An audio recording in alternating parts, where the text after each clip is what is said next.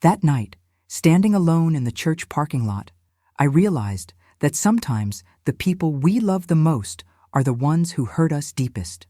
My name is Bridget Callahan. I'm 65 years old, and for a long time I thought I'd take this story to my grave. But silence doesn't heal wounds, it just lets them fester. So here I am, ready to tell you what really happened. I raised my son alone. His father left when Daniel was 3 years old, just walked out one Tuesday morning and never came back. I worked 2 jobs for years. I was a nurse during the day and cleaned offices at night. My hands were always dry from the soap and disinfectant, but I didn't mind. Every blister, every sleepless night, every missed dinner with friends, it was all for him. Daniel was my whole world. I remember the smell of his baby shampoo, the way he'd run to me after school with drawings he'd made, how he'd fall asleep on my lap during movie nights. I kept a photo of us from his high school graduation on my nightstand. In that picture, he's wearing his cap and gown, and I'm standing beside him in my best dress, the navy blue one I'd saved 3 months to buy. His arm is around my shoulders, and we're both smiling like we'd won the lottery. "Mom," he said that day, "everything I am, I owe to you." I believed him. When Daniel told me he was getting married, I cried happy tears. Her name was Vanessa. She was young, beautiful, confident, everything I'd never been. They met at his law firm. She came from money, the kind of family that vacationed in Europe and had a summer house in the Hamptons. The first time I met her, she looked at my coat, the brown wool one I'd had for 10 years, and smiled in a way that didn't reach her eyes. "How charming," she said. I should have known then. But I wanted Daniel to be happy. I wanted him to have the life I never could give him. So I smiled back, and I kept my mouth shut. The wedding was planned for 6 months. Vanessa's family handled everything. I offered to help, offered to pay for the flowers at least. But Vanessa's mother, Patricia, waved me off like I was a child offering pennies. "Don't worry about it, Bridget," she said, not even looking at me. "We've got it covered." I felt small, but I told myself it didn't matter. This was Daniel's day. I'd wear my best dress, sit in the front row, and watch my son start his new life. The wedding was beautiful. The church was filled with white roses and candles. Vanessa looked like a princess in her gown. Daniel looked so handsome in his tuxedo, so grown up. I sat in the second row, not the first, because Patricia said the first row was reserved for immediate family. I didn't argue. During the ceremony, I cried. I thought about all those years, all those nights I stayed up worried about him, all the sacrifices. And here he was, a man, starting his own family. I was so proud. After the ceremony, everyone moved to the reception hall. It was elegant, crystal chandeliers, silk tablecloths, a live band. I felt out of place in my dress, but I tried to blend in.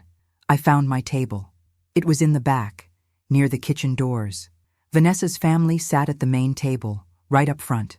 I told myself it was fine. Then, halfway through dinner, Daniel came to my table. His face was tight, his jaw clenched. He leaned down close to my ear. "Mom," he whispered, "Vanessa wants to talk to you, outside." My heart started pounding. "Is everything okay?" He didn't answer. He just walked toward the exit, and I followed. Outside, under the dim lights of the parking lot, Vanessa stood with her arms crossed. Patricia was beside her. Daniel stood a few feet away, looking at the ground. "Bridget," Vanessa said, her voice cold and sharp. "We need to talk." I felt my stomach drop. "You've been hovering," she continued, "during the photos, during the toasts. This is my day, and frankly, you're making people uncomfortable." I opened my mouth, but no sound came out. Patricia nodded. "It's best if you leave, dear. Let the young people enjoy their night." I looked at Daniel. My son. My boy. "Daniel?" I whispered. He didn't look at me. And then he said the words that shattered my heart into 1,000 pieces. "Go home, Mom. Vanessa doesn't want you here." The world stopped. I stood there, frozen, waiting for him to laugh, to say it was a joke, to take it back. But he didn't. He just stood there, staring at the ground like a coward. I felt tears burning my eyes, but I refused to let them fall. Not there, not in front of them. I nodded slowly. "Okay," I whispered, and I walked away. I got into my car, my hands shaking so hard I could barely hold the steering wheel. I drove home in silence. I didn't cry, I didn't scream, I just drove. When I got home, I sat in my kitchen, staring at that photo from his graduation, the one where he had his arm around me, the one where he'd said, "Everything I am, I owe to you." I took the photo off my nightstand and placed it face down in a drawer, and I didn't sleep that night. Sometimes we trust people we shouldn't. Have you ever been disappointed by someone you loved? Tell me your story in the comments. I'd love to hear it. The morning after the wedding, I woke up with swollen eyes and a hollow feeling in my chest that I couldn't shake. I made coffee, but it tasted like ash. I sat at my kitchen table, the same table where Daniel used to do his homework, where we'd eaten thousands of meals together, just the two of us. The house felt too quiet. I kept replaying his words in my mind. "Go home, Mom. Vanessa doesn't want you here." Over and over, like a song I couldn't turn off. But I also kept thinking about the years before, the good years, because they were good, weren't they? I needed to remember that. I needed to hold on to something. Daniel was a sweet child, gentle. He cried when other kids got hurt on the playground. He brought home stray cats and begged me to keep them. When he was 7, he made me a Mother's Day card out of construction paper. It said, "You are the best mom in the whole world." He'd spelled whole wrong, but I kept that card in my Bible for 18 years. When he got into college, a good college on a scholarship, I threw him a party, just us and a few neighbors. I baked his favorite cake, chocolate with vanilla frosting. He hugged me so tight that night. "I'm going to make you proud, Mom," he said. "I'm going to give you the life you deserve." I told him I was already proud, that I already had everything I needed. He went to law school after that. I helped however I could, sending him $20 here and there, care packages with homemade cookies, phone calls every Sunday night. He always answered, always said, "I love you, Mom." When did that change? I think it started when he met Vanessa. At first, it was small things. He stopped calling every Sunday, then every other Sunday, then once a month. When I'd call him, he sounded distracted, rushed. "I'm busy, Mom. Can I call you back?" He never did. When he brought Vanessa home for the first time, I cleaned my house for 3 days straight. I wanted everything to be perfect. I cooked a roast, his favorite meal.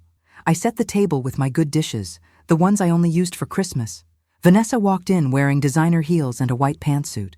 She looked around my small living room, the floral couch I'd bought secondhand, the family photos on the wall, the old carpet, and I saw something flicker across her face. Pity? Disgust? I'm still not sure. "This is cozy," she said. Daniel kissed my cheek and told me everything looked great, but I noticed he didn't meet my eyes. During dinner, Vanessa barely touched her food. She talked about her family's estate in Connecticut, about the charity galas they attended, about her mother's friend who was married to a senator. She asked me what I did for a living. "I'm a nurse," I said, "at County General." "Oh," she said, dabbing her lips with a napkin. "How noble."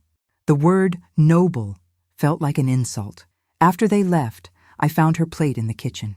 She'd pushed the food around but hadn't eaten more than 2 bites. I stared at that plate for a long time, and I felt something crack inside me. But I told myself I was being paranoid, oversensitive. She was just different from me, that's all. Daniel loved her, and that was what mattered. The engagement happened 6 months later. Daniel called me on a Tuesday afternoon. "Mom, I asked Vanessa to marry me." She said yes. I should have been happy. I tried to be happy. "That's wonderful, sweetheart," I said. "I'm so proud of you." "Thanks, Mom. I'll bring her by soon so we can all celebrate." But he never did. The wedding planning started, and I barely heard from him. I'd call, and Vanessa would answer his phone. "He's busy right now, Bridget," she'd say, her voice saccharine sweet. "I'll have him call you back." He never did. I started to feel like a stranger in my own son's life, like I was something to be managed, tolerated, kept at arm's length. One night, about 2 months before the wedding, I drove to his apartment. I just wanted to see him, to talk to him, to understand what was happening. Vanessa answered the door.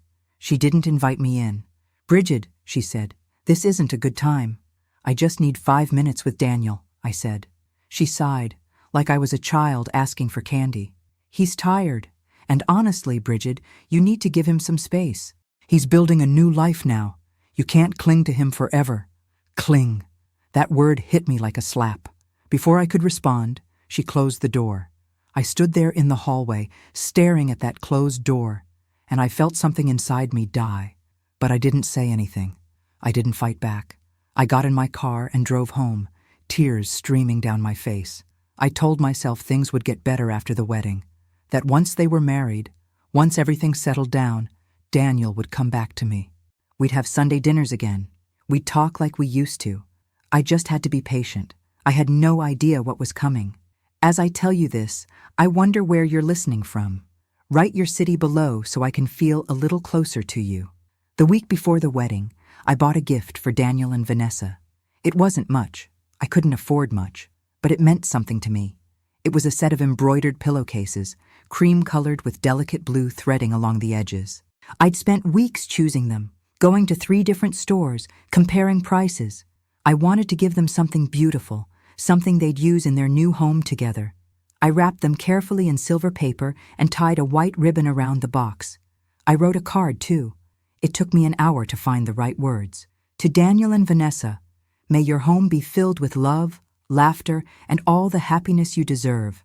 All my love, Mom. Simple, sincere. I planned to give it to Daniel when I saw him at the rehearsal dinner. But when I arrived at the restaurant, a fancy Italian place downtown, I realized I wasn't invited to sit at the main table. "You're over there," Vanessa's mother, Patricia, said, pointing to a small table in the corner. "With the extended family." Extended family. That's what I was now.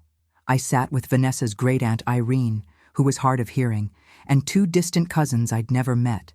They barely spoke to me. I watched from across the room as Daniel laughed with Vanessa's family, as her father clapped him on the back, as her mother kissed his cheek. He looked so comfortable with them, so at ease. He didn't look at me once. After dinner, I tried to approach him with the gift. I waited until he stepped away from the crowd, near the bar. "Daniel," I said softly.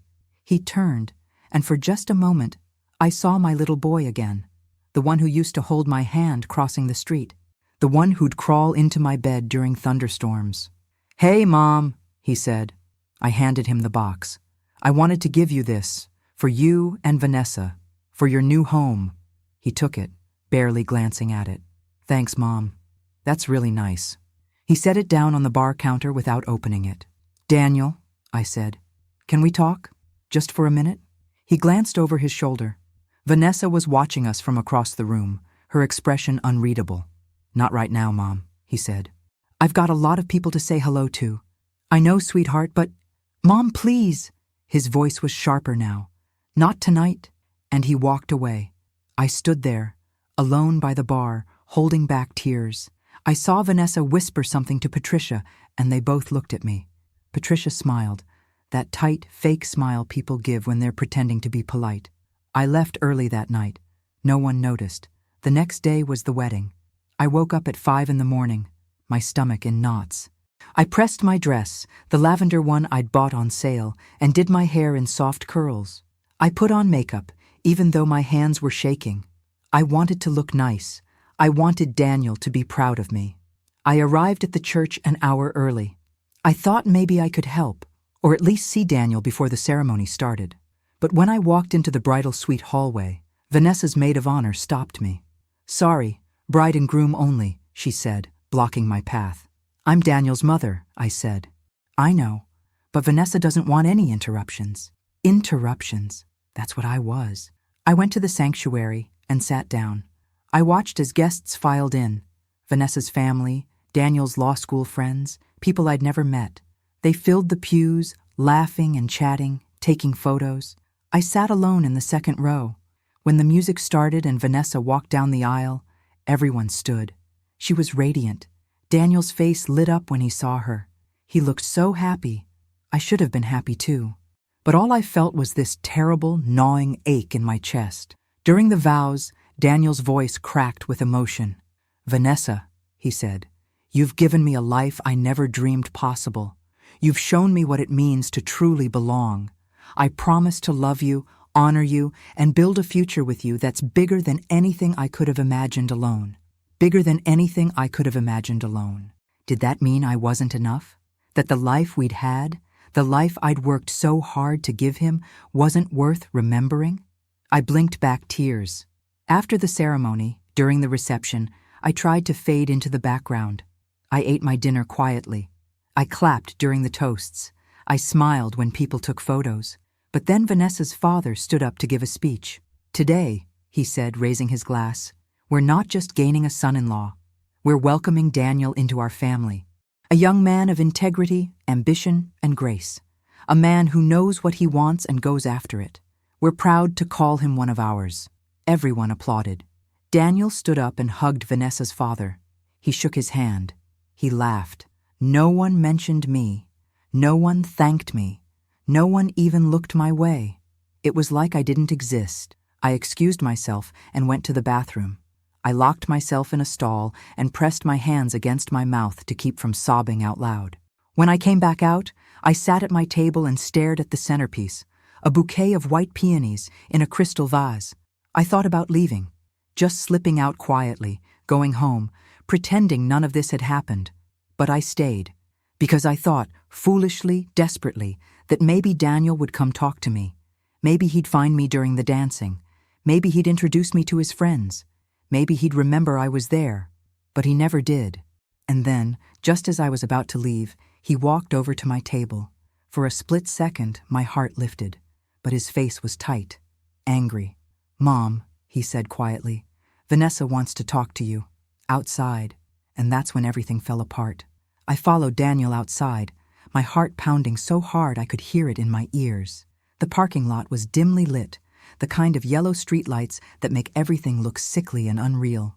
Vanessa stood near a black SUV, her arms crossed over her chest. Her wedding dress glowed white in the darkness, like she was some kind of angel. But her face was cold. Patricia stood beside her, perfectly poised in her champagne-colored gown. Daniel hung back a few feet, staring at the pavement like he couldn't bear to look at me. "Bridget," Vanessa said, her voice sharp enough to cut glass. I stopped walking. My throat felt tight. "Is everything okay?" She laughed, a short, bitter sound. "No, actually, it's not." I looked at Daniel, but he wouldn't meet my eyes. "You've been hovering all night," Vanessa continued. "During the photos, you kept trying to stand next to Daniel. During the toasts, you were crying so loud people couldn't hear the speeches. And now, during our first dance, I saw you standing in the corner, staring at us." My face went hot. "I wasn't—" "Yes, you were," Patricia interrupted, her tone dripping with condescension. "Darling, I understand this is difficult for you. Letting go of your son. But this is Vanessa's day. And frankly, your presence is making everyone uncomfortable." The word presence felt like a knife between my ribs. I opened my mouth, but nothing came out. I felt like I was drowning, like the air had been sucked out of my lungs. "It's best if you leave," Patricia said, her voice soft but firm. "Go home, dear. Let the young people enjoy their celebration." I looked at Daniel, my son, the boy I'd raised, the boy I'd sacrificed everything for. "Daniel," I whispered. He shifted his weight from one foot to the other. He still wouldn't look at me. "Daniel, please," I said, my voice breaking. "Say something." He ran a hand through his hair and let out a long breath. Then he looked up, not at me, but past me, like I was something in the way. "Mom," he said quietly, "just go home." The words hit me like a punch to the stomach. "What?" I breathed. "Go home, Mom." His voice was louder now, firmer. "Vanessa doesn't want you here." Time stopped. I stared at him, waiting for him to take it back, waiting for him to tell me he was joking, waiting for him to be my son again. But he didn't. Vanessa uncrossed her arms and stepped closer to Daniel, slipping her hand into his. She looked at me with something that resembled pity, but colder. "I think we've all said what needed to be said," she murmured. Patricia nodded. "Drive safely, Bridget." I stood there, frozen, as the three of them turned and walked back toward the reception hall. Daniel's arm was around Vanessa's waist. He didn't look back. Not once. I don't remember walking to my car. I don't remember unlocking the door or sitting down. I just remember sitting there in the driver's seat, my hands gripping the steering wheel so tight my knuckles turned white. I wanted to scream. I wanted to cry. I wanted to drive back in there and tell them all exactly what I thought of them. But I didn't. Because somewhere deep inside, Beneath all the pain and humiliation, I still believed Daniel would realize what he'd done. I still believed he'd call me in the morning, apologizing, telling me Vanessa had been stressed, that he didn't mean it. I still believed my son loved me, so I drove home in silence. I didn't turn on the radio. I didn't cry. I just drove, the streetlights blurring past me like ghosts. When I got home, I walked straight to my bedroom. I opened the drawer where I'd put the graduation photo face down the night before. I stared at it for a long time. Daniel in his cap and gown, his arm around me, both of us smiling like the world was ours. Everything I am, I owe to you. I closed the drawer. I didn't sleep that night. I sat at my kitchen table, drinking cold coffee, staring at the clock. Every time a car passed outside, I thought maybe it was Daniel. Maybe he'd come to apologize. Maybe he'd realized what he'd done. But no one came. At 6 in the morning, my phone rang. I grabbed it so fast I nearly dropped it. The screen said, "Daniel." My heart leapt. He was calling. He was sorry. Everything was going to be okay. I answered on the first ring. "Daniel?" My voice was thick with relief. "Hey, Mom." He sounded cheerful, casual, like nothing had happened. "Sweetheart, Listen, I can't talk long. Vanessa and I are about to head to the airport for our honeymoon, but I need to ask you something." I waited, holding my breath. "I need the keys to the lake house." The lake house. My breath caught. The lake house wasn't just a house. It was the only thing I owned that had any real value. My parents had left it to me when they passed. It was a small cabin on a quiet lake upstate. Nothing fancy, but it was paid off, and it was mine. Over the years, I'd let Daniel use it whenever he wanted. He'd spent summers there as a kid. He'd taken his high school girlfriend there. He'd studied for the bar exam there. It was supposed to be his one day. I'd always planned to leave it to him in my will. "The lake house," I repeated. "Yeah. Vanessa's been dying to see it, and we thought it'd be perfect for the honeymoon. You know, private, quiet, romantic. Can you drop the keys off at my apartment before noon?" My chest felt tight. "Daniel," I said slowly, "about last night. Mom, I really don't have time for this right now. Can you just get me the keys?" He didn't apologize. He didn't even acknowledge what had happened. I sat there, the phone pressed to my ear, and something inside me shifted. For the first time in my life, I saw my son clearly. Not the little boy who'd made me Mother's Day cards, not the teenager who'd hugged me on graduation day, not the man I'd hoped he'd become. I saw who he really was, and I realized something I should have known a long time ago. Love isn't enough when there's no respect. I took a slow, deep breath. "Daniel," I said, my voice calm and steady, "I need to tell you something. Mom, seriously, I'm in a hurry." "The lake house," I said, "isn't yours." There was a pause. "What?" "It's mine. My parents left it to me, and I've decided I'm not giving you the keys." Another pause, longer this time. "Are you serious right now?" His voice had an edge to it now, sharp and incredulous. "Yes." "Mom, come on. Don't be ridiculous. It's just for 2 weeks." "No, Daniel." "Mom." His voice was harder now, angry. "I'm your son. You're really going to do this? After everything?" I closed my eyes. After everything. After I worked 2 jobs to put him through school. After I went without so he could have what he needed.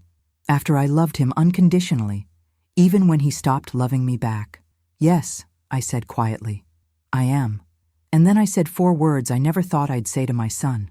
4 words that changed everything. I still wonder if I did the right thing. What about you? What would you have done in my place? You're on your own. 4 words, simple, final. I heard Daniel's sharp intake of breath on the other end of the line. "What did you just say?" His voice was low, dangerous. "You're on your own, Daniel." My voice didn't shake. For the first time in years, I felt completely steady. "You made it very clear last night that I don't belong in your new life, so I'm respecting that. You want to be independent? You want to build a life without me? Then do it, without my house, without my help, without me." "Mom, you're being insane." "No," I said, cutting him off. "I'm being clear. You told me to go home. You stood there while your wife and her mother humiliated me. You didn't defend me. You didn't even look at me. So now I'm doing exactly what you asked. I'm staying out of your way. This is about the wedding? Are you seriously that petty?" Petty. The word stung, but I didn't let it shake me. This isn't about pettiness, Daniel. This is about respect, and you've shown me that I don't have yours. I can't believe you're doing this. His voice was rising now. Over one argument? You're going to punish me because Vanessa was stressed? This isn't punishment, I said quietly. This is me finally understanding my place in your life, and apparently I don't have one. You're my mother. Then act like I am. My voice cracked, just a little. Act like I matter. Act like the last 28 years meant something. Silence. I could hear Vanessa's voice in the background, muffled and impatient. Daniel, we need to go. We're going to miss our flight. Daniel sighed, long and frustrated. Fine. Whatever. Keep your stupid house, but don't expect me to come running back when you're lonely and regret this. And he hung up. I sat there, holding the phone, staring at the screen until it went dark. My hands were shaking now.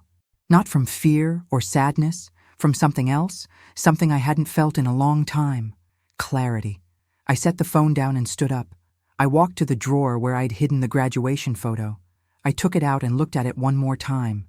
Daniel's young face, full of hope and gratitude. My face, tired but happy. Everything I am, I owe to you.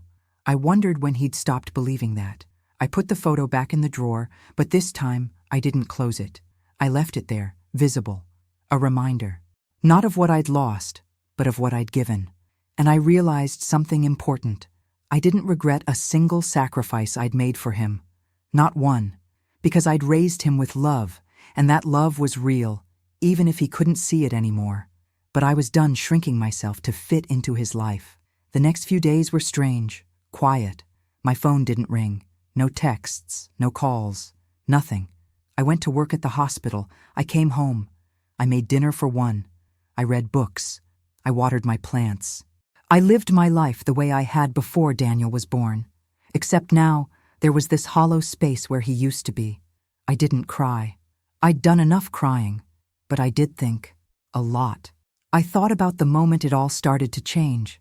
I thought about Vanessa's cold eyes, Patricia's dismissive tone, Daniel's silence. I thought about how long I'd been making excuses for him.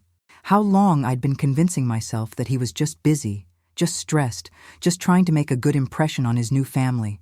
The truth was simpler and harder. He'd chosen them over me, not because they were better, not because I wasn't enough, but because they had money, status, and a world he wanted to be part of. And I, with my small house, my secondhand clothes, my working-class roots, didn't fit into that world. I was an embarrassment. A week after the wedding, I got a letter in the mail. It was from Daniel's lawyer. Not from Daniel himself, from his lawyer. The letter was formal, cold, typed on expensive letterhead. It stated that Daniel was formally requesting access to the lake house, citing years of implied shared ownership and family understanding. I read it twice, my hands trembling with anger. He was trying to take the house from me, legally. I called my own lawyer, a woman I knew from church, Barbara Henderson. She was semi-retired, but sharp as a tack. Bridget, she said after I explained everything, he doesn't have a case. The house is in your name. Your parents left it to you. He's never paid property taxes on it, never contributed to its upkeep. He's got nothing. So what do? You write back through me. We tell his lawyer to back off. And if he pushes, we'll make it very clear that harassment won't be tolerated. I did exactly that. Barbara sent a formal response, polite but firm. The lake house was mine. Period. 2 days later, I got a text from Daniel. I can't believe you got a lawyer involved. You're really going to destroy our relationship over a house? I stared at that text for a long time. Then I typed back. You destroyed our relationship the moment you told me to leave your wedding. I'm just protecting what's mine. I didn't hear from him again, but I did hear from other people. Vanessa's mother, Patricia, called me one afternoon. I almost didn't answer, but curiosity got the better of me. Bridget, she said, her voice dripping with false sweetness. I think we got off on the wrong foot. I'd love for us to sit down and talk, mother to mother. I don't think that's necessary, I said. Daniel is very upset, she continued, ignoring me, and Vanessa is heartbroken. They just wanted a nice honeymoon, and you've turned this into a legal battle. I didn't turn anything into a legal battle. Daniel did. Well, Patricia said, her tone sharpening. "I think you're being incredibly selfish. That boy has done nothing but love and respect you, and this is how you repay him?" I almost laughed. "Goodbye, Patricia," I said, and I hung up. I blocked her number. I blocked Daniel's number too. Not out of spite, not out of anger, but because I needed peace. And for the first time in years, I started to feel it. 3 weeks passed. I didn't hear from Daniel. I didn't hear from Vanessa. I didn't hear from any of them. At first, the silence felt heavy, like something pressing down on my chest. I'd catch myself reaching for my phone, wanting to call him, wanting to check if he was okay. Old habits die hard. But then, slowly, the silence began to feel different. It felt like relief. I started sleeping better. I stopped jumping every time my phone buzzed. I stopped checking his social media, something I'd been doing obsessively, watching his perfect life unfold in pictures I wasn't part of. I deleted the apps, all of them, and I started living again. I went back to my garden. I'd neglected it for months, too consumed with worry about Daniel to care about anything else. But now, I spent my mornings there, pulling weeds, planting new flowers, feeling the soil under my fingernails. It was simple work, but it made me feel grounded. My neighbor, Eleanor, started joining me. She was 72, a widow who lived alone with 3 cats. We'd exchanged pleasantries before, but we'd never really talked. One morning, she brought over coffee and sat with me on my back porch. "You seem lighter," she said. I looked at her, surprised. "Do I?" She nodded. "I don't know what happened, and you don't have to tell me. But whatever it was, you look like you're breathing again." I smiled. It was the first real smile I'd felt in weeks. "I think I am," I said. Eleanor became a friend, a real one. We started having coffee together every morning, talking about everything and nothing. Books, memories, the birds that visited our yards. She never asked about Daniel, and I was grateful for that. But other people did. At work, my colleague Susan cornered me in the break room one afternoon. "Bridget, I saw Daniel's wedding photos online," she said, her voice bright with curiosity. "It looked beautiful. How was it?" I stirred my tea slowly, choosing my words carefully. "It was a nice ceremony," I said. "And Vanessa? She seems lovely." I nodded. "She does." Susan waited, expecting more, but I didn't give her more. After a moment, she shifted uncomfortably. "Well, you must be so proud." "I am," I said quietly, and I left it at that. I learned quickly that people don't really want the truth. They want the version of the story that makes them comfortable. So I gave them that. I smiled. I said the right things. And then I went home to my quiet, peaceful life. But there were harder moments too. One evening, I was cleaning out the hall closet and found a box of Daniel's old things. His baby shoes, his kindergarten artwork, a stuffed bear he used to sleep with. I sat on the floor, holding that bear, and the tears finally came. Not because I regretted what I'd done, but because I mourned what I'd lost. The son I thought I had. The relationship I thought we'd always have. I let myself cry. I let myself grieve. And then I packed the box away and moved on. A month after the wedding, I got a call from Barbara, my lawyer. "Bridget," she said, "I wanted to let you know. Daniel's lawyer sent another letter. They're dropping the case." I felt a wave of relief wash over me. "Really?" "Yes. Apparently, they realized they didn't have any legal standing. The house is yours, and it's staying yours. Thank you, Barbara." "You're welcome. And Bridget, you did the right thing." I hung up and sat in my kitchen, staring out the window at the trees swaying in the breeze. I'd won. Not because I wanted to win, but because I'd finally stood up for myself. But winning didn't feel triumphant. It just felt quiet. That weekend, I drove up to the lake house for the first time in over a year. The drive took 2 hours, winding through hills and forests until I reached the small gravel road that led to the cabin. It sat nestled among pine trees, overlooking the water. The paint was peeling a little, and the porch steps creaked when I climbed them, but it was still beautiful. I unlocked the door and stepped inside. The air smelled like wood and dust. Everything was exactly as I'd left it. The faded couch, the stone fireplace, the kitchen table where Daniel used to do puzzles as a kid. I walked through the rooms slowly, running my fingers along the walls, remembering. This was where Daniel caught his first fish. This was where we'd roasted marshmallows on summer nights. This was where he'd told me, at 16, that he wanted to be a lawyer. "I want to help people, Mom," he'd said. "Like you do." I wondered when that changed, when helping people became about status and wealth instead of service.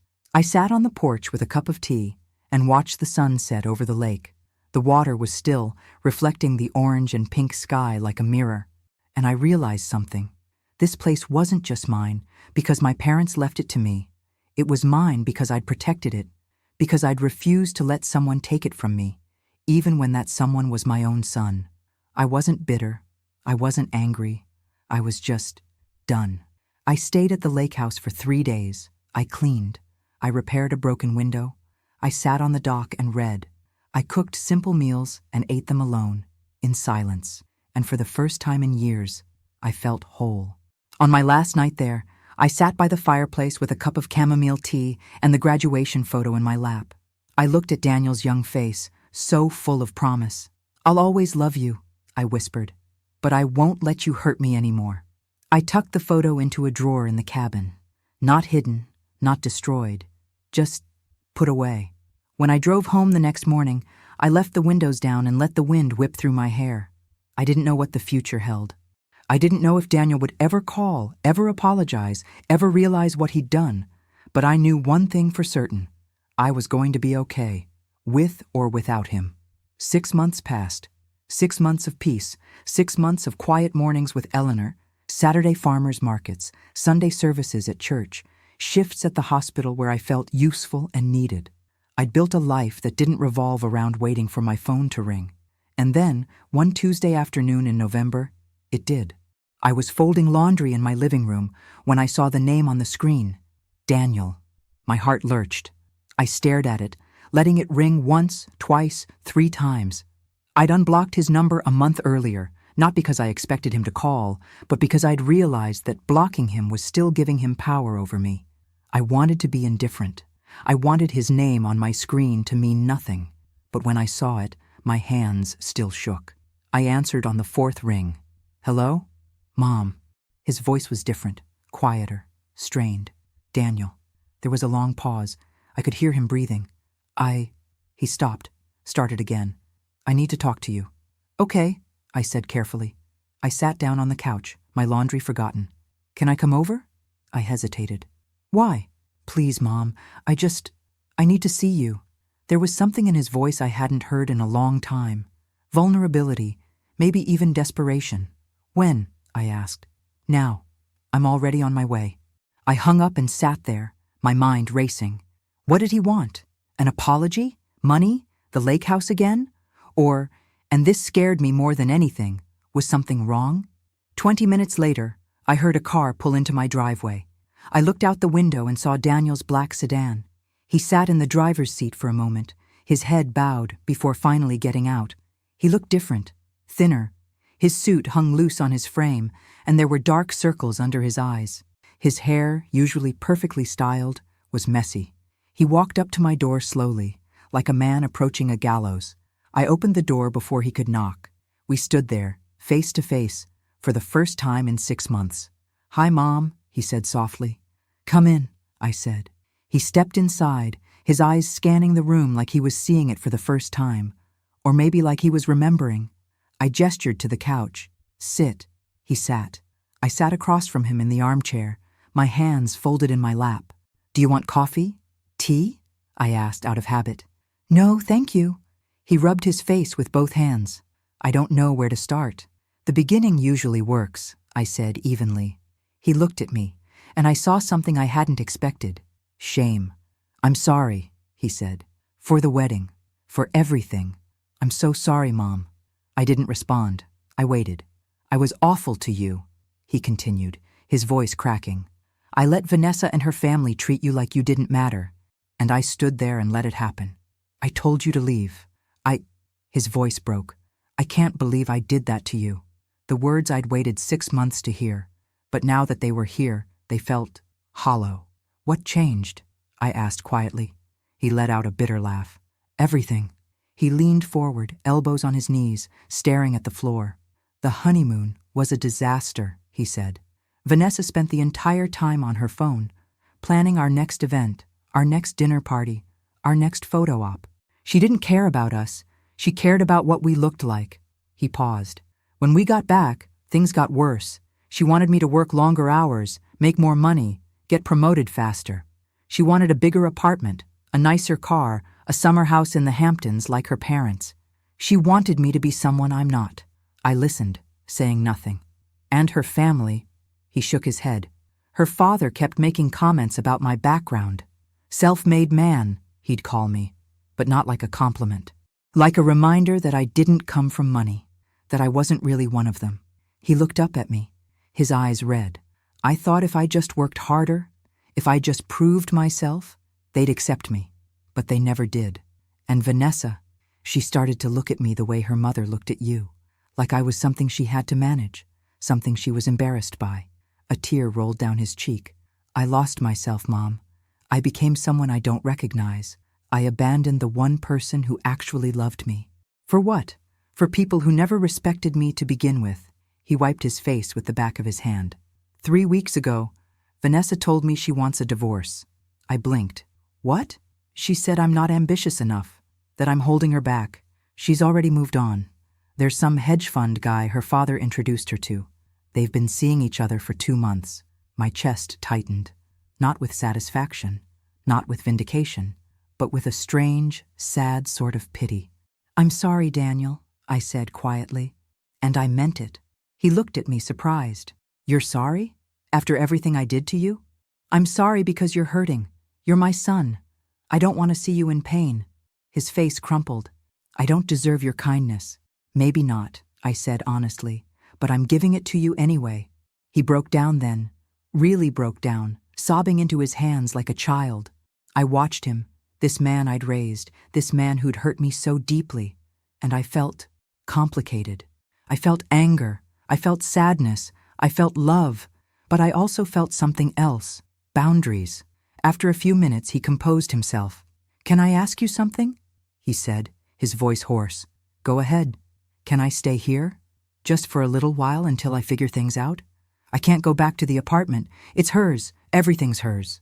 I looked at him for a long moment. This was the moment, the test. Part of me, the part that had rocked him to sleep as a baby, that had sacrificed everything for him, wanted to say yes immediately, wanted to open my arms and welcome him home, no questions asked. But another part of me, the part that had learned, finally, to respect myself, knew better. No, I said gently. His face fell. Mom, you can't stay here, Daniel. Please, I have nowhere else to go. That's not true. You have friends. You have colleagues. You have money saved, I assume. You can get a hotel, an apartment, figure out your next steps. But I need you, he said, his voice desperate. I know, I said, and that's exactly why you can't stay here. He stared at me, confused. You need to learn to stand on your own, I said. You need to rebuild your life without relying on me to fix everything. I love you, Daniel. I always will. But I won't let you use me as a safety net while you figure out whether or not I'm worth respecting. That's not fair. It's completely fair, I said, my voice firm but not unkind.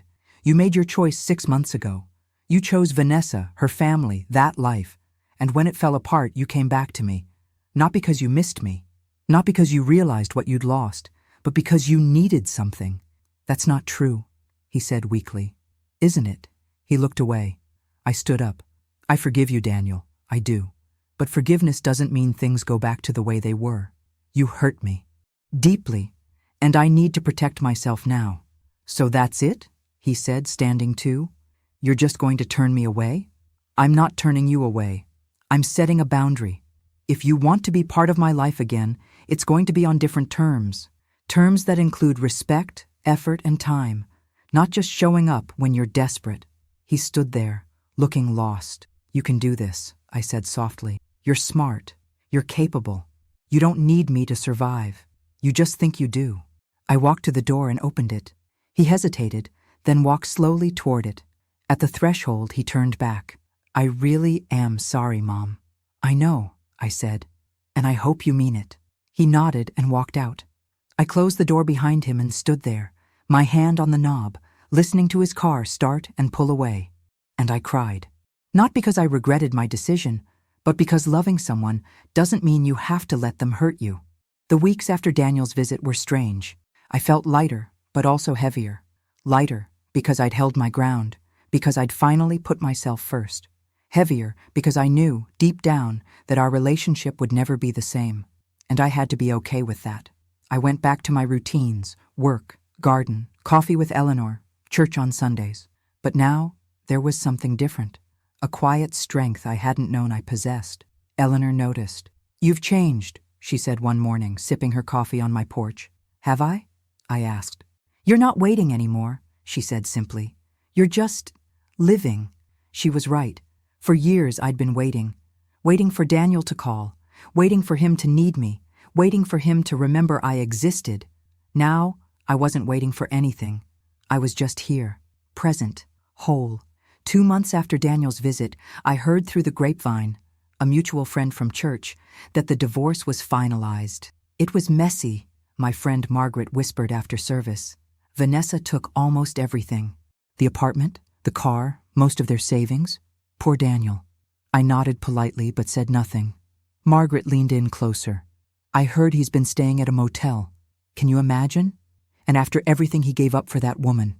I could have corrected her. I could have said, "He didn't give up anything. He threw it away." But I didn't. "I hope he finds his footing," I said simply. And I meant it. I didn't call him. I didn't reach out. I'd said what I needed to say, and now the rest was up to him. But I thought about him. Late at night, when the house was quiet, I'd wonder if he was okay, if he was eating, if he'd learned anything, and then I'd remind myself, he was a grown man. This was his journey, not mine. 3 months after the divorce, I got a letter in the mail. Not from Daniel, from Vanessa. I almost threw it away without opening it, but curiosity got the better of me. The letter was short, typed on plain paper. No fancy letterhead this time. "Dear Bridget, I don't expect you to forgive me, and I'm not writing to ask for your forgiveness. I'm writing because I owe you an apology. I treated you terribly. At the wedding, and before, I was cruel, dismissive, and disrespectful. I told myself it was because you were overbearing, because you didn't fit into the life I wanted. But the truth is, I was intimidated by you. You raised Daniel alone. You sacrificed everything for him. You gave him a foundation of love and strength that I could never compete with. And instead of respecting that, I resented it. I wanted him to forget where he came from so he could fit into my world. I was wrong. I've lost everything now. My marriage, my family's respect. Even my friends have turned away. I'm living in a studio apartment, working a job I hate, trying to figure out who I am without all the things I thought defined me. And I keep thinking about you. About how you stood in that parking lot with so much dignity, even when we humiliated you. About how you said no to Daniel when he asked for the lake house. About how you protected yourself, even when it hurt. You're stronger than I ever was. I don't know if you'll ever read this, or if you'll care, but I needed to say it. I'm sorry. Vanessa. I read the letter 3 times. I didn't feel triumphant. I didn't feel vindicated. I felt sad. Sad for her. Sad for Daniel. Sad for the people they could have been if they'd chosen differently. But I also felt something else. Peace. I folded the letter and put it in a drawer. Not the same drawer as the graduation photo. A different one. And I moved on. A week later, I was at the hospital finishing my shift when one of the younger nurses, Amy, stopped me in the hallway. "Mrs. Callahan," she said, "there's someone here to see you." My heart skipped. "Who?" He didn't say. "But he's been waiting in the lobby for over an hour." I walked to the lobby, my mind racing. It was Daniel. He stood by the window, staring out at the parking lot. He looked better than he had 2 months ago. Cleaner, more put together. But there was still something fragile about him. "Daniel," I said. He turned. "Hi, Mom. What are you doing here?" "I wanted to see you," he said. "I've been thinking a lot about everything." I crossed my arms, not defensively, just protectively. "Okay. I got a new apartment," he said. "Nothing fancy, just a 1-bedroom in Queens. But it's mine. I'm rebuilding." "That's good," I said. "I also started seeing a therapist." He looked down at his hands. She's been helping me understand a lot of things about myself, about how I treated you. I waited. I know I can't undo what I did, he said, his voice steady but emotional. I know saying sorry isn't enough, but I want to try. I want to earn your trust back, if you'll let me. I studied his face. There was no desperation this time, no manipulation, just honesty. How? I asked simply. However you want, he said. I'll call once a week, if that's okay, just to check in. I won't ask for anything. I won't expect anything. I want to show you that I'm serious, that I'm trying to be the son you deserved all along. I felt my throat tighten. Once a week, I repeated. Yes, and if you don't want to talk, I'll understand, but I'll keep calling, because you're my mom, and I lost sight of that, but I see it now. I took a breath. Okay, I said. Once a week. His face lit up, just a little. Really? Really. But Daniel, I looked him in the eye. If you hurt me again, that's it. I won't give you another chance. I understand, he said. I won't. I promise. I nodded. Okay. We stood there for a moment, neither of us quite sure what to do. Then he stepped forward, hesitant, and opened his arms. I hesitated too, and then I hugged him. It wasn't the same as before. It wasn't the warm, unguarded embrace of a mother who trusted her son completely, but it was a start. When he left, I stood in the lobby, watching him walk to his car. Eleanor's words came back to me. You're not waiting anymore. You're just living. I smiled, because she was right. I wasn't waiting for Daniel to fix things. I wasn't waiting for him to prove himself. I was just here, living my life. And if he showed up, great. And if he didn't, I'd be okay. For the first time in my life, my happiness didn't depend on him. And that felt like freedom. 2 years passed, 2 years of slow, careful rebuilding. Daniel kept his promise. He called every week. At first, the conversations were short, awkward, weather, work, small talk. But gradually, they deepened.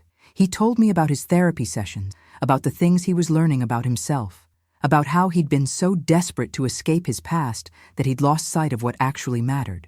I told him about my garden, about Eleanor, about the new book club I'd joined at church.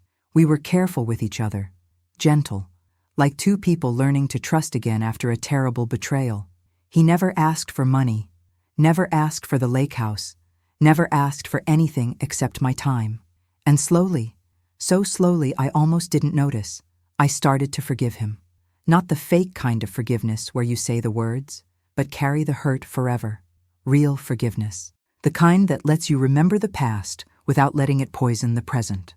One Sunday afternoon, Daniel asked if he could take me to dinner. Nothing fancy, he said quickly. Just a meal. Together. If you're comfortable with that. I thought about it. Okay, I said. But I picked the place. I chose a small Italian restaurant near my house, the kind with red checkered tablecloths and candles in wine bottles. We sat across from each other, and for the first time in years, it felt almost normal. This place is great, Daniel said, looking around. Your father and I used to come here, I said, before you were born, before everything fell apart. He looked surprised. I didn't know that. There's a lot you don't know, I said gently. But maybe that's okay. Maybe we're building something new. He smiled. A real smile. I'd like that. We talked for 2 hours. About his work. He'd left the big law firm and was doing pro bono work now, helping people who couldn't afford lawyers. About my life. The volunteer work I'd started at the hospital, mentoring new nurses. About the people we were becoming. As we were leaving, Daniel stopped me at the door. Mom, he said, I know I can never make up for what I did, but I want you to know, you saved me. I frowned. What do you mean? When you said no to me, when you refused to let me stay at your house, when you told me I was on my own. He shook his head. I hated you for it. For weeks I was so angry, but it was the best thing you could have done, because it forced me to face myself, to figure out who I was without someone else propping me up. His eyes were shining. You loved me enough to let me fall, and that saved my life. I felt tears prick my eyes. I'm proud of you, Daniel. Thank you, he whispered. We hugged in the parking lot under the streetlights, and this time it felt whole. But karma doesn't just work in one direction. 6 months later, I ran into Patricia at the grocery store. I almost didn't recognize her. She'd aged terribly, her face gaunt, her hair gray and thin, her clothes hanging loose on her frame. She was pushing a cart slowly, like every step required effort. She saw me and froze. For a moment, neither of us spoke. "Bridget," she said finally, her voice hoarse. "Patricia." She looked down at her cart. A few cans of soup, a loaf of bread, instant coffee. Nothing like the extravagant lifestyle she'd once flaunted. "How have you been?" she asked, though her voice lacked its old condescension. "I've been well," I said honestly. "And you?" She laughed, a bitter, hollow sound. "Not well." I waited. "Richard left me," she said quietly. "Vanessa's father. Well, turns out he'd been having an affair for years, with his assistant. She's 32. He married her last month." I felt a pang of sympathy despite everything. "I'm sorry." "Don't be," she said. "I deserve it. I spent my whole life looking down on people like you, good, decent people, because I thought money and status made me better. But it didn't. It just made me cruel." She looked at me with hollow eyes. "And now I'm alone. Richard took everything in the divorce. The house, the savings, everything. Vanessa won't speak to me. She blames me for pushing her toward Daniel, for ruining her marriage. I live in a small apartment now. I work part-time at a boutique just to pay rent." She blinked back tears. "I was awful to you at that wedding. I treated you like you were nothing. And now I'm the one with nothing." I didn't know what to say. "I don't expect you to forgive me," Patricia continued. "I just wanted you to know. You were right. About everything. And I was wrong." She turned to walk away, her cart squeaking. "Patricia!" I called. She stopped. "I forgive you," I said. She looked back at me shocked. "Why?" "Because holding on to anger only hurts me. And I'm done hurting." She nodded slowly, tears streaming down her face. "Thank you." And she walked away. I stood there in the produce aisle feeling strange, not happy about her suffering, not vindicated, just aware. Life has a way of balancing things out, not always in the way we expect, not always in the way we want, but it keeps its score. A month later, I got a message on Facebook from someone I didn't recognize. The name was Vanessa Mitchell, her maiden name. The message was short. "Bridget, I don't know if you'll see this, but I wanted to reach out. I've been living in Boston for the past year, working as a teacher. It's nothing like my old life, but it's honest work. I've been thinking about you a lot lately, about your strength, about your grace. I'm sorry for everything. I hope you're well. V." I stared at the message for a long time. I thought about the young woman in the white dress who'd looked at me with such disdain, the woman who'd stood in that parking lot and told me I was making people uncomfortable. I thought about her apology letter, about her fall from grace, about the fact that she was teaching now, actually helping people. Maybe she'd learned, maybe she hadn't. Either way, it wasn't my burden to carry. I typed a short reply. "I'm well. I hope you find peace." And I hit send. That evening, I sat on my back porch with a cup of tea, watching the sunset. Eleanor came over and sat beside me without a word. "You look content," she said after a while. "I am," I said. "Good," she said. "You deserve it." We sat in comfortable silence, the way only true friends can. Life wasn't perfect. Daniel and I were still rebuilding, still learning to navigate this new version of us. The wounds were still there, faint scars that would probably never fully disappear. But I was okay with that, because I'd learned something important. You can't control how people treat you.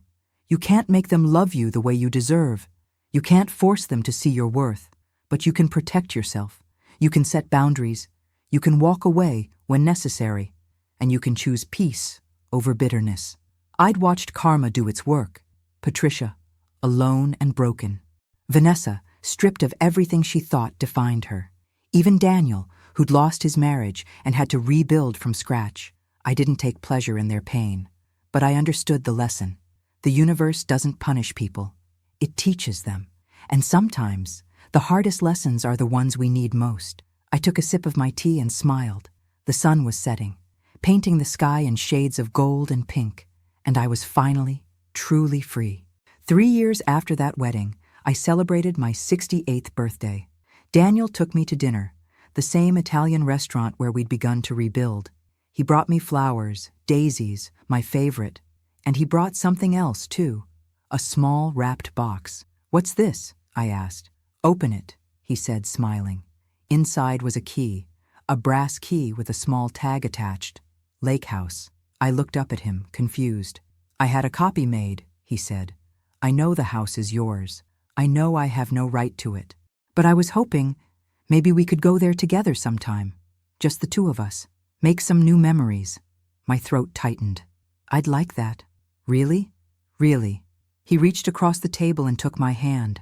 "I love you, Mom. I know I didn't always show it. I know I failed you in ways I'll never fully repair. But I want you to know. You taught me everything that matters, and I'm finally starting to understand that." I squeezed his hand. "I love you too, sweetheart." We went to the lake house the following weekend. It was autumn, and the trees were ablaze with color, reds and golds and oranges that looked like fire against the blue sky. The lake was calm, reflecting the world like glass. Daniel and I spent the weekend there, just talking. About the past, about the future, about all the things we'd lost and all the things we'd found. On our last morning, we sat on the dock together, drinking coffee as the sun rose. "I've been thinking about something," Daniel said. "What's that?" "I want to start a scholarship fund for kids like me, kids from single-parent homes who are trying to get through college. I want to call it the Bridget Callahan Scholarship." I looked at him, stunned. "Daniel, you gave everything so I could have an education," he said. "I want to help other kids have the same chance. And I want them to know that somewhere there's a mother who sacrificed everything so her son could have a better life. And that son is trying to pay it forward." Tears streamed down my face. "I don't know what to say," I whispered. "Say yes," he said, smiling. "Yes," I said. "Yes." He hugged me, and I held him tight. This man who'd broken my heart and then spent years earning it back. My son. Not perfect. Not the son I'd dreamed of when he was a baby in my arms, but real, human, trying. And that was enough. Looking back now, I understand something I didn't understand then. That night at the wedding, the night I thought my world was ending, was actually the beginning of something new. It was the night I stopped making myself small for other people. It was the night I learned that love without respect is hollow. It was the night I discovered my own worth. I won't lie and tell you it didn't hurt. It did. It hurt more than anything I'd ever experienced. But pain, I've learned, can be a teacher if we let it. It taught me boundaries. It taught me self-respect. It taught me that sometimes the most loving thing you can do is say no. Not everyone understood. Some people thought I was cruel for turning Daniel away when he needed me. Some people thought I should have forgiven him immediately, welcomed him back with open arms. But those people didn't live my life. They didn't stand in that parking lot, humiliated in front of strangers. They didn't hear their son tell them to leave his wedding. They didn't have to learn the hard way that you can't pour from an empty cup. I had to fill my own cup first. I had to learn to value myself before I could teach my son to value me. And in the end, that was the greatest gift I could give him. Not the lake house, not the money I'd saved, not even the love I'd always given freely, but the example of a woman who refused to be diminished. A woman who stood up for herself, even when it cost her everything. A woman who chose peace over bitterness, boundaries over doormat, healing over resentment. These days, my life is quiet. I still work at the hospital, though I've cut back my hours. I spend my mornings in the garden with Eleanor. We've become like sisters, she and I, two women who've learned that you don't need a big life to have a meaningful one. Daniel calls every Sunday. Sometimes we talk for 5 minutes, sometimes for an hour. He tells me about the scholarship fund, about the families he's helping. He tells me about the woman he's dating, a kind, genuine woman who works at a nonprofit. Someone real. I'm cautious, of course. Once burned, twice careful. But I'm also hopeful. Because people can change. Not all of them. Not always.